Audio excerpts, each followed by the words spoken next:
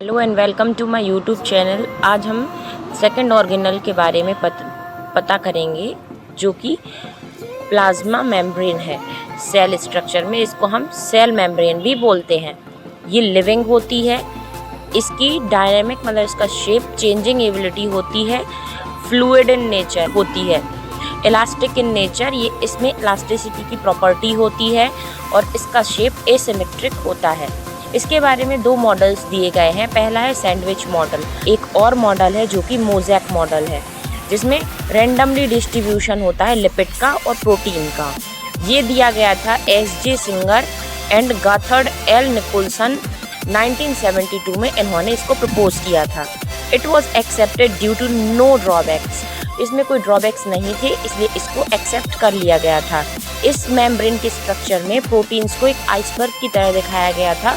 जैसे समुद्र में आइसबर्ग कहीं भी रैंडमली तैरते रहते हैं, वैसे ही इसमें बताया गया था कि जो प्रोटीन्स हैं वो लिपिड की लेयर में कहीं भी तैरते रहते हैं। प्लाज्मा मेम्ब्रेन को हम क्वासी फ्लूइड भी बोल सकते हैं और ये सेमी परमिएबल मेम्ब्रेन होती है। अब देखिए हम इसमें मॉडल पता करेंगे fluid mosaic. First of all आप इसका डायग्राम देख लीजिए, इसके डायग्राम बहुत ही ज़्यादा इम्पॉर्टेंट है। आप चाहे तो वीडियो में स्क्रीनशॉट लेके इसको ड्रॉ कर सकते हैं। देखिए ये वाला हमें डायग्राम दिया गया है, fluid mosaic model of cell membrane. देखिए इसमें आपको देखिए फॉस्फेट का लेयर है, फिर लिपिड का लेयर है दो, फिर उसके बाद फिर से फॉस्फेट का लिपिड लेयर है, जिसमें बीच पूरी मेम्ब्रेन में क्या डिप्ड है, प्रोटीन। देखिए इस मेम्ब्रेन के जो इस तरफ होगा साइटोसोल, जिसको हम साइटोप्लाज्म भी बोलते हैं, और जो सेल के बाहर साइड होगा वो सेल के बाहर साइड का एटमॉस्फेयर होगा। जिस साइड है उस जगह पर पेरिफेरल प्रोटीन्स अटैच्ड रहेंगे, और जो अंदर साइड रहेगा वो वहाँ पर रहेगा साइटोप्लाज्म, जिसको हम साइटोसोल भी बोलते हैं। देखिए पहले प्रोटीन के बारे में पता करते हैं। प्रोटीन इसमें पूरी लेयर में एम्बेडेड रहेगा, इसको हम इंटीग्रल प्रोटीन भी बोलते हैं और ट्रांसमेम्ब्रेन प्रोटीन भी बोलते हैं। ये एक्सचेंज ऑफ मटेरियल में बहुत हेल्पफुल होता है, इसकी हेल्प से सेल मटेरियल को एक्सचेंज करता है। देखिए और इसका रोटेशन की सेल में यहाँ से यहाँ जा सकता है, लेटरल मूवमेंट कर सकता है, लेकिन ये फ्लिप फ्लॉप मूवमेंट नहीं कर सकता। जैसे ये वाला एंड है, ये इस तरफ नहीं जा सकता और ये वाला एंड इस तरफ नहीं जा सकता, लेकिन ये लेटरल मूवमेंट शो कर सकता है। आप देख सकते हैं इसमें बाहर की साइड कुछ थ्रेड लाइक स्ट्रक्चर अटैच्ड है, इसको हम ओलिगोसैकेराइड या फिर एंटीजन भी बोल सकते हैं। और देखिए आप अगर ध्यान से देखें तो यहाँ पर जो लिपिड और फॉस्फेट का जो अरेंजमेंट है उसके बीच में आपको कुछ ग्रैनुअल टाइप के दिखाई देंगे, ये कोलेस्ट्रॉल ड्रॉपलेट्स कहलाते हैं। ये मेम्ब्रेन के लिए और ज़्यादा स्टेबिलिटी प्रोवाइड करने में हेल्पफुल होते हैं। देखिए जो ये लेयर होता है ये एम्पिथेटिक होता है, हर वाला है, ये होता है हाइड्रोफिलिक हेड पोलर, पेल नहीं करेगा, लेकिन जो अंदर वाला रहेगा वो हाइड्रोफोबिक टेल रहेगी जो कि नॉन पोलर है, जो वाटर से रिपेल करेगी। और ये पूरा अरेंजमेंट कहलाता है फॉस्फोलिपिड बायलेयर इसको। और ये जो ऊपर का पूरा सब यूनिट है इसको हम बोलते हैं फॉस्फोलिपिड। इन फॉस्फोलिपिड के इस तरीके के अरेंजमेंट से ही बनता है फॉस्फोलिपिड बायलेयर। देखिए अब हम प्लाज्मा मेम्ब्रेन के फंक्शंस के बारे में जान सकते हैं, जिसमें पहला फंक्शन है इसका कंपार्टमेंटलाइजेशन, मतलब जो सेल है जो इधर है इसको बाहर के एनवायरनमेंट से अलग करना, कंपार्टमेंट बनाना, उसको अलग करना आउटर एनवायरनमेंट से। और दूसरा है फॉर्मिंग एक्वापोरेंस। एक्वापोरेंस पार्ट है, इसको हम एक्वापोरेंस कहते हैं, जिसमें से वाटर सॉल्युबल सब्सटेंस को अंदर लिया जाता है। मतलब जो प्रोटीन है उसके बीच में एक पोर बना रहेगा लंबा सा, जिसको हम एक्वापोरेन बोलते हैं।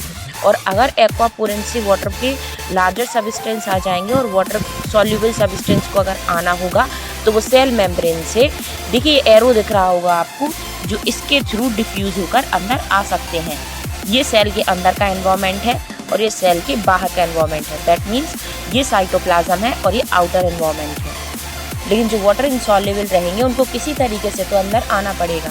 तो ये दो तरीके से अंदर आते हैं, पहला एक्टिव डिफ्यूजन, दूसरा फैसिलिटेटेड डिफ्यूजन। फैसिलिटेटेड डिफ्यूजन क्या होता है, जो हायर कंसंट्रेशन से लोअर कंसंट्रेशन में आता है along with the concentration gradient. मतलब जैसे डाउनहिल भी बोल सकते हैं इसको, बाहर कंसंट्रेशन ज़्यादा है, अंदर कंसंट्रेशन कम है, इसमें कोई एनर्जी रिक्वायर्ड नहीं रहती है। ये कम ज़्यादा कंसंट्रेशन से कम कंसंट्रेशन वाले प्लेस में आ जाता है, इजीली आ जाता है, इसके लिए कोई एनर्जी का रिक्वायरमेंट नहीं होता। लेकिन जो एक्टिव डिफ्यूजन होता है ये अगेंस्ट कंसंट्रेशन ग्रेडियंट होता है, तो इसके लिए हमें एनर्जी भी यूज़ होती है, जिसमें हम ATP के लिए ADP+1 फॉस्फेट में कन्वर्ट करते हैं। ये अगेंस्ट द कंसंट्रेशन होता है। इसमें लोअर कंसंट्रेशन से हाई कंसंट्रेशन में आते हैं, इसको हम अपहिल भी बोल सकते हैं। देखिए अब इसका एक और मेन फंक्शन आएगा जिसमें हम बोल सकते हैं एक्सोसाइटोसिस और एंडोसाइटोसिस। एक्सोसाइटोसिस क्या होता है? Excretion of cell. चीज़ सेल के अंदर है जो सेल के लिए वेस्ट लगती है, तो वो पहले एक वेसिकल के अंदर उसको इकट्ठा करेगा, फिर उस वेसिकल को सेल मेम्ब्रेन से ज्वाइन कर देगा और सेल मेम्ब्रेन उसको बाहर की तरफ थ्रो कर देंगी। इसको हम सेल वॉमिटिंग भी बोलते हैं। और जो एंडोसाइटोसिस है ये 2 टाइप का होता है, फैगोसाइटोसिस और पिनोसाइटोसिस। तो जो फैगोसाइटोसिस है वो फूड से रिलेटेड है और पिनोसाइटोसिस वाटर मटेरियल से रिलेटेड है। देखिए फूड का सॉलिड सेल ईटिंग, सेल इससे ईट करता है फैगोसाइटोसिस से, और पिनोसाइटोसिस से वो लिक्विड को ड्रिंक करता है। देखिए बाहर कुछ सॉलिड मटेरियल था, सेल मेम्ब्रेन ने उसको ग्रैब किया, प्लस फिर उसके लिए अंदर डाइजेस्ट करने के लिए ले गया। ऐसे ही बाहर वाटर मॉलिक्यूल कुछ था बाहर, वो सेल ने एक सूडोपोडिया टाइप का स्ट्रक्चर बना के उसको अंदर ले लिया। चलिए अब एक ऑल राउंड ओवरव्यू ले सकते हैं अपन इसके प्लाज्मा मेम्ब्रेन के बारे में। प्लाज्मा मेम्ब्रेन जिसको हम सेल मेम्ब्रेन भी बोलते हैं, ये लिविंग होती है, इसके डायनामिक चेंज होते हैं, मतलब ये अपना शेप चेंजिंग कैपेसिटी है इसमें, और ये फ्लूइड इन नेचर होती है, इलास्टिक होती है। प्लस इसके जो मॉडल दिए गए थे, पहला अपन को मॉडल दिया गया था सैंडविच मॉडल। तो सैंडविच मॉडल था, उसमें ये ड्रॉबैक था कि उससे हमें पता चला था कि सेल मेम्ब्रेन बहुत ज़्यादा रिजिड है। लेकिन कुछ समय बाद S.J. Singer and Garth L Nicolson 1972 में इन्होंने एक नया मॉडल दिया जो कि मोज़ैक मॉडल था, जिसके अकॉर्डिंग जो प्रोटीन्स हैं वो आइसबर्ग की तरह लिपिड्स के सी में तैरते रहते हैं। जो प्लाज्मा मेम्ब्रेन होती है वो क्वासी फ्लूइड है, मतलब जो फ्लूइड भी नहीं है प्लस सॉलिड भी नहीं है, उसको हम प्लाज्मा फ्लूइड भी नहीं बोल सकते, इसको हम सेमी फ्लूइड बोलते हैं। और ये सेमी परमिएबल इन नेचर, ये सेमी परमिएबल होती है। देखिए इसका फ्लूइड मोज़ैक मॉडल हम पढ़ेंगे। देखिए ये मॉडल अपन को दिया गया था, इसमें देखिए ऊपर है लेयर फॉस्फेट की, फिर बीच में लिपिड्स और फिर उसके बाद फॉस्फेट। अब देखिए ये जो पूरा एक जो सब यूनिट होता है ये एम्पैथेटिक इन नेचर होता है, जो कि पोलर और नॉन पोलर दोनों एक साथ होते हैं। जो इस पूरे अरेंजमेंट को हेड और टेल को हम फॉस्फोलिपिड बोलते हैं, क्योंकि इसमें एक फॉस्फेट और एक लिपिड होता है, और ये पूरी लेयर को हम बोलते हैं फॉस्फोलिपिड बाइलेयर मॉडल। देखिए अंदर वाला जो टेल होता है वो हाइड्रोफोबिक टेल होता है जो कि नॉन पोलर होता है, और जो बाहर वाला हेड होता है वो हाइड्रोफिलिक हेड होता है जो कि पोलर होता है। अब देखिए ये सेल के अंदर का हिस्सा है, यहाँ पर साइटोप्लाज्म होगा, और ये सेल के बाहर का हिस्सा है जो कि आउटर एनवायरनमेंट से अपन को सेपरेट करेगा। देखिए तो बाहर वाले स्ट्रक्चर में आपको पेरिफेरल प्रोटीन्स और एक्सट्रिंसिक प्रोटीन्स अटैच मिल जाएंगे, और बाहर की तरफ हमें कुछ थ्रेड लाइक स्ट्रक्चर्स भी अटैच मिलेंगे जो कि ऑलिगोसैकेराइड होते हैं, जिनको हम एंटीजन बोलते हैं। और देखिए आप इस अरेंजमेंट के बीच में आपके लिए कुछ ड्रॉपलेट्स टाइप स्ट्रक्चर दिखाई देंगे जो कि कोलेस्ट्रॉल ड्रॉपलेट्स होते हैं, जो मेम्ब्रेन को ज़्यादा स्टेबिलिटी प्रोवाइड करते हैं। अब ये सारे अरेंजमेंट में हमारे लिए यहाँ पर प्रोटीन डिप्ड मिलेगा। इस प्रोटीन को हम बोलते हैं इंटीग्रल प्रोटीन और ट्रांसमेम्ब्रेन प्रोटीन। ये मटेरियल के एक्सचेंज में हेल्प करता है, ये लेटरल रोटेशन शो करता है, ना कि ये फ्लिप फ्लॉप मूवमेंट शो करे। ये फ्लिप फ्लॉप मूवमेंट शो नहीं करता।